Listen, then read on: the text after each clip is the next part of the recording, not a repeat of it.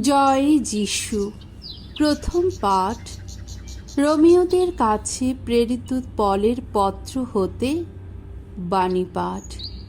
5 অধ্যায় 12 পদ, 15 পদ, 17 থেকে 21তম পদ। আদম এনেছেন সর্বনাশ, খ্রিস্ট এনেছেন সর্বমঙ্গল। প্রিয়জনেরা, পাপ একদিন শুধুমাত্র একজন মানুষের দোষেই, সেই আদমের দোষেই এই জগতের মধ্যে এসেছিল। আর পাপ তখন সঙ্গে এনেছিল মৃত্যুকে।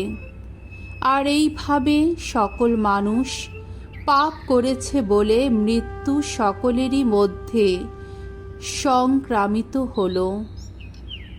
সেই একজনের অপরাধ সকল মানুষের ওপর মৃত্যুকে ডেকে এনেছিল বটে, তবে তার তুলনায় ঈশ্বরের অনুগ্রহ এবং সেই ঐশ্বদান, যা সেই একজন মাত্র মানুষ যীশুখ্রিস্টের অনুগ্রহেই অর্পিত, তা কিন্তু সকলের ওপর আরও অনেক বেশি করে আরও অজস্র ধারাতেই নেমে এসেছে।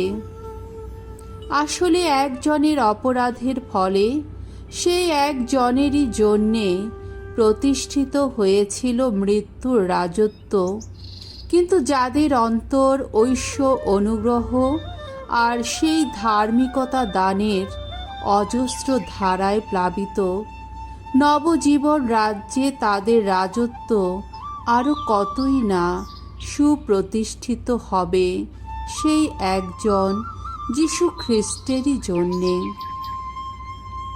তাহলে দেখা যাচ্ছে, একজনের অপরাধ যেমন সকল মানুষের ওপর দণ্ডাদেশ ডেকে এনেছিল, তেমনি একজনেরই ধার্মিক আচরণ সকল মানুষের অন্তরে আবার এনে দেয় ধার্মিকতা, এনে দেয় নবজীবন।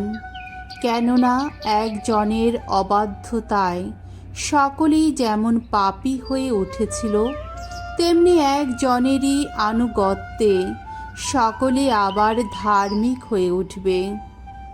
যেখানে রাশি রাশি পাপ জমে উঠেছিল, সেখানেই আরও কত অজস্র ধারাতেই না নেমে এসেছে ঐশ্ব অনুগ্রহ। তা ঘটেছে যাতে পাপ যেমন মৃত্যু ঘটিয়েই রাজত্ব করেছিল, তেমনি ঐশ্ব অনুগ্রহ যেন ধার্মিকতা প্রতিষ্ঠা করেই রাজত্ব করতে পারে। আর এইভাবেই যেন মানুষকে এনে দিতে পারে শাশ্বত জীবন। সব কিছুই আমাদের প্রভু যীশু খ্রিস্টেরই মধ্য দিয়ে। প্রভুর বাণী। ঈশ্বরকে ধন্যবাদ। সামসঙ্গীত 40, 6 থেকে 9 পদ এবং 16 পদ। ধো, প্রভু, এই তো এসেছি আমি, তোমার ইচ্ছা পূর্ণ করতেই এসেছি।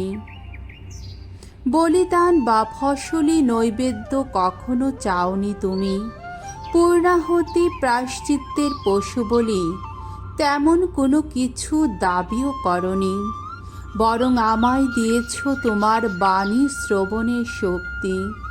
তাই আমিও বলেছি, এই যে এসেছি আমি। শাস্ত্র গ্রন্থে আমারই প্রতি রয়েছে নির্দেশ। হে আমার ঈশ্বর, তোমার ইচ্ছা পূর্ণ করতেই চাই আমি। আহা, তোমার বিধান রয়েছে আমার হৃদয় গভীরে। তুমি যে ধর্মময় মহাসমাবেশে, ওগো, সে বাণী ঘোষণা করেছি আমি। দেখো, নীরব রাখিনি আমার ওষ্ঠাধর। ওগো ভগবান, সে কথা তুমি তো জানোই। কিন্তু তোমায় খুঁজে ফেরে যারা, তোমার সন্ধান পেয়ে তারা সবাই আনন্দিত হোক, পুলকিত হোক। তোমার ত্রাণ কর্মের অনুরাগজন যারা, নিয়ত বলুক তারা, ভগবান আহা কত মহান। বাণী বন্দনা। জয় জয় প্রভুর জয়। তোমরা সজাগ হয়ে থাকো আর সর্বদাই প্রার্থনা জানাও। প্রভুর সামনে সেদিন তোমরা দাঁড়াবার শক্তি যেন পাও। জয় জয় প্রভুর জয়। মঙ্গল সমাচার।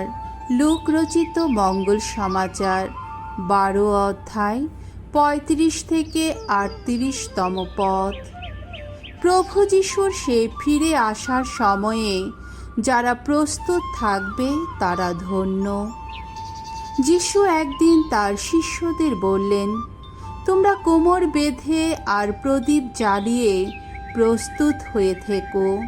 সেই লোকদের মতোই হয়ে থেকো যারা বিয়ে বাড়ি থেকে মনিবের ফিরে আসার অপেক্ষায় রয়েছে। তিনি এসে দরজায় ধাক্কা দিলেই তারা সঙ্গে সঙ্গে দরজা খুলে দেবে। ধন্য সেই সমস্ত ভূত যাদের মনিব এসে তাদের জেগে থাকতে দেখবেন। আমি সত্যি বলছি, মনিব তখন কোমর বেঁধে নিয়ে তাদের খেতে বসাবেন আর নিজেই এসে তাদের পরিবেশন করবেন। রাত্রির 2য় প্রহরেই হোক বা 3য় প্রহরেই হোক, মনিব এসে যদি তাদের এইভাবে জেগে থাকতে দেখেন তবে ধন্য তারা। প্রভুর মঙ্গলময় বাণী। খ্রিস্ট প্রভু তোমার প্রশংসা হোক।